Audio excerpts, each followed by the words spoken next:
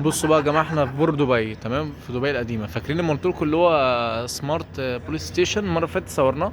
بص بقى ده، انت دلوقتي عايز تعمل محضر مثلا في حد، يروح الباب مفتوح لك، تخش تلاقي الروقان ده كده كله، تمام.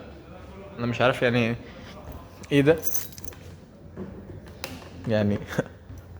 يعني انا داخل اعمل محضر، ولا انا داخل فندق، ولا بتاع، ولا ايه؟ استنى بس، ده ايه؟ تسجيل في شاشة تابور الكتروني. المفروض حاطين لك كرسي هنا تقعد تستريح، وهنا ولا باب الكتروني، بس ما شافنيش انا قصير، تمام. وده، دي اسمه ده بتاعت اسبريسو، مش عارف شغال ولا انجور درينك. اماونت ريدي، شوز برودكت. استنى، هي ايه؟ طب هي مش شغالة ولا ايه؟ هي اكيد شغالة. اه لا شغال. بريبريشن. ايه ده؟ ده فري؟ ده فري؟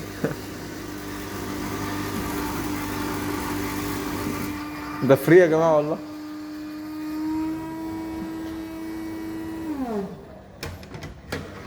تروح اعمل كده والمصحف بعرف. كرك فري. استنى، ماونت ريدي تشوز برودكت، ده فري يا جماعة. بس وتاخد الكرك بتاعك وشكرا.